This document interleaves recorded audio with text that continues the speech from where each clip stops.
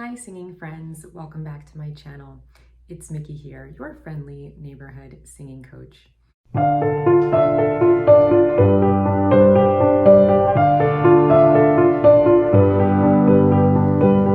I was really encouraged by your response to my video of my piano room tour. So I wanted to give you guys a little look-see into my recording room. And it works really well for me for what I do, which is I record vocals for jobs where I'm hired to be a singer on Sound Better, or for my own projects where I have to record vocals or piano or guitar.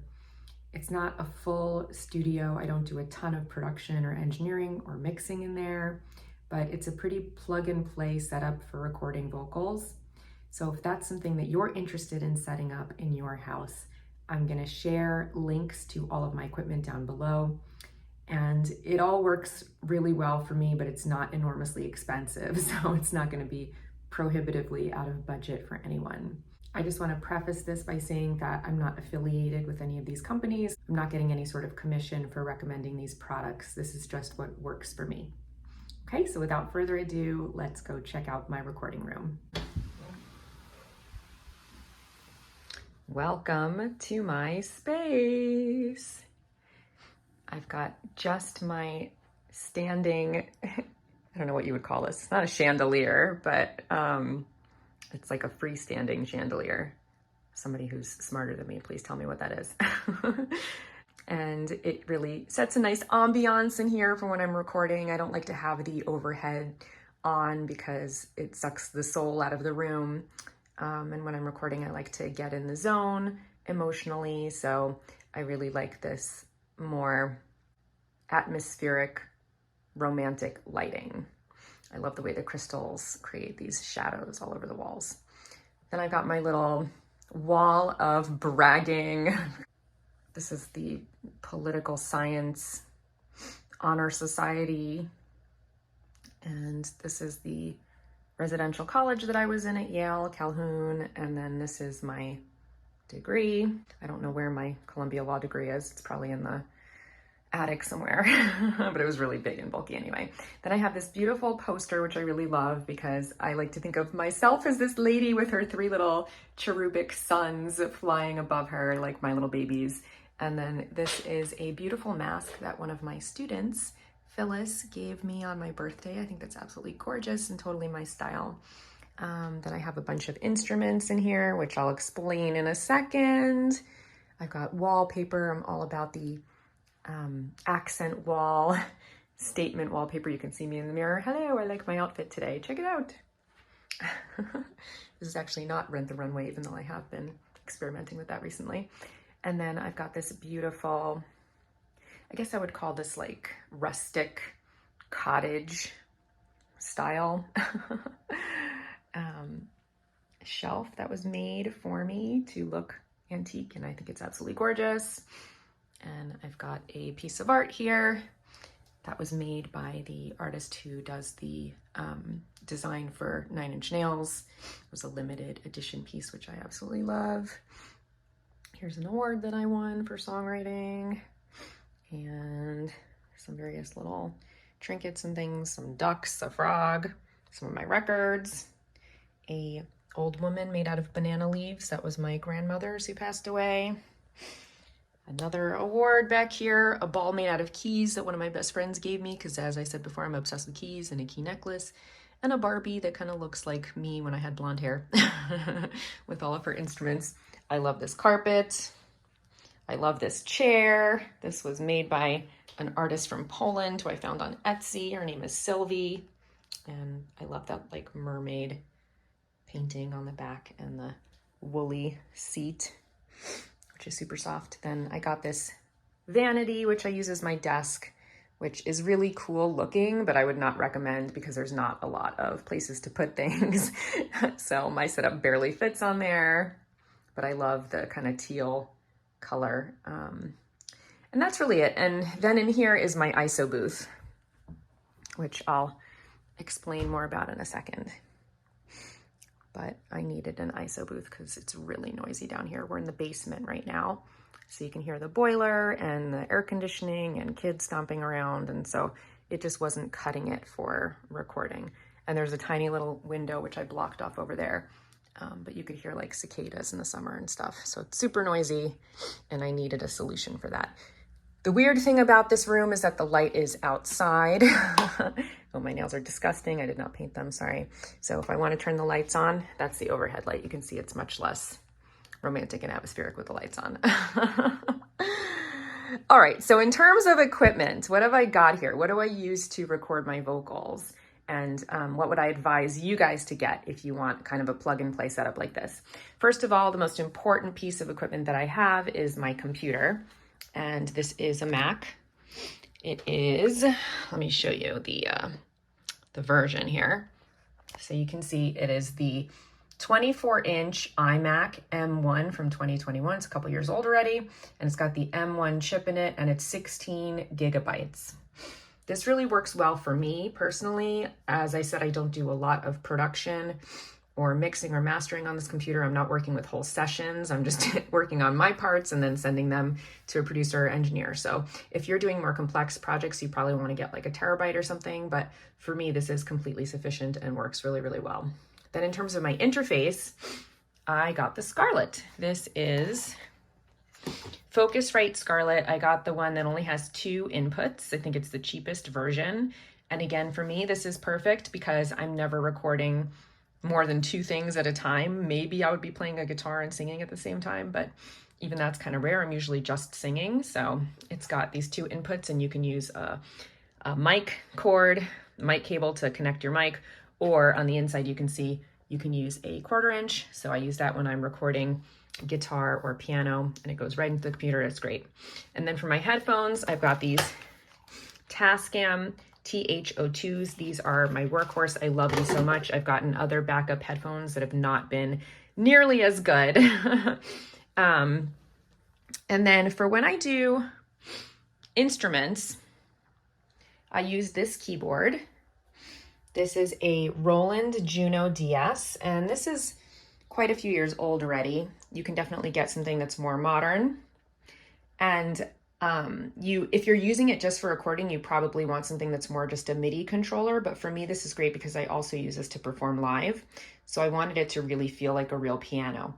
And to that end, it's got weighted keys and it's touch sensitive. So when you play harder, you get more strong dynamics. And when you play softly, you get more quiet dynamics. And then of course you can use it for all of the internal sounds, and you can also use it as a MIDI controller. And it's got a attachable sustain pedal. It's just a great workhorse keyboard that I really love. I don't have my normal guitar down here. This is a Taylor Baby that I got for one of my kids, but this actually is a really beautiful sound. Honestly, if you're looking for like a cheap instrument, this I have used to record and it sounds like a full-size acoustic guitar. It's got a really rich, round sound. So I would recommend it if you're looking for a good little cheapo guitar.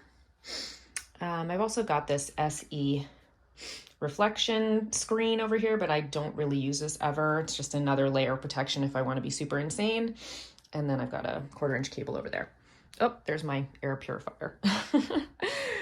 All right, so that covers the equipment out here.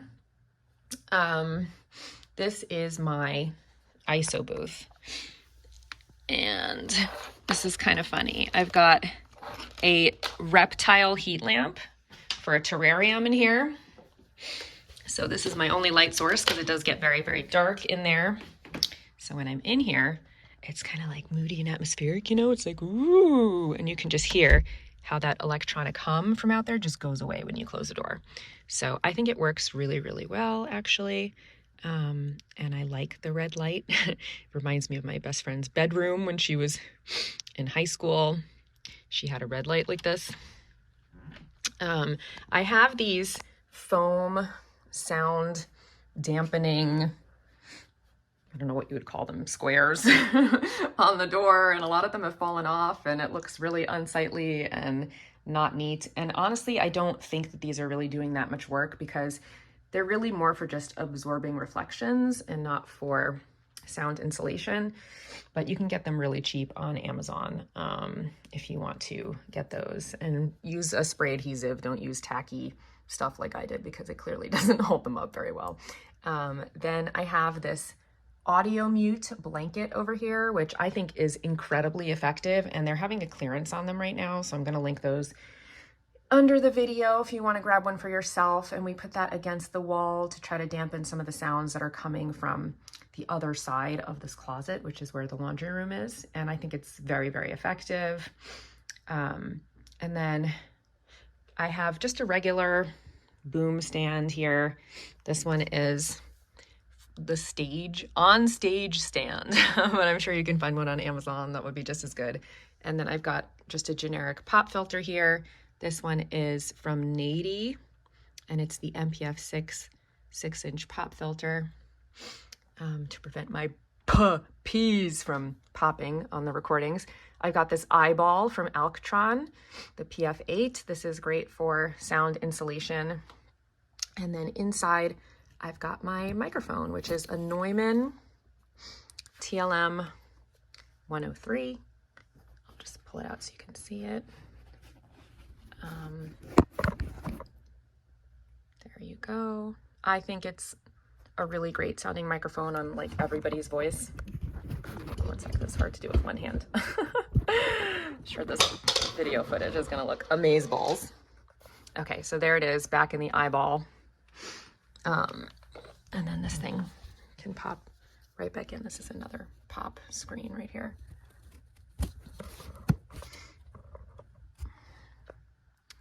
Okay, and I really recommend this microphone for everybody's voice, and it's not that expensive in terms of Neumanns. You just have to be careful. It's not like omnidirectional, so when you sing, you have to sing into the front of it or it doesn't pick up your voice. So there have been a few times where it's been like backwards. I've been like, why does my voice sound so far away and echoey? So just always check that since you can't really see it when it's in the eyeball. I've got my double pop screen here. Okay, so that is my setup in here. I'm gonna turn off this light so I don't forget it.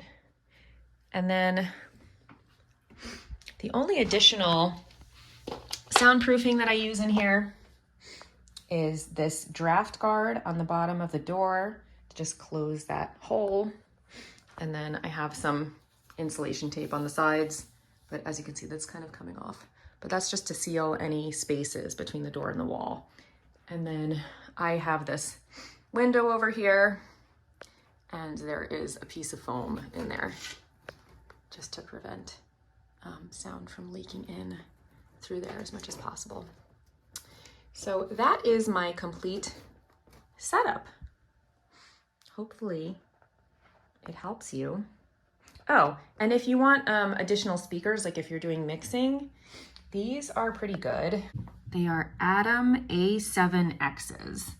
And the only reason that I don't have them set up right now is because, as I mentioned before, I use a vanity for my desk, which is very beautiful, but not very effective for holding a ton of equipment. So because I don't have the space, they're not currently in use. I don't really need them for my current purposes. There you have it. That is my recording room, and hopefully this is helpful for some of you aspiring at-home recording artists. If you are not particularly tech savvy, like I am not, this is a really good setup that will get you up and running, and it's not that expensive, and it's really not complicated to set everything up. So hopefully that is helpful and you enjoyed this video. All right, until next time, happy singing and recording. Bye.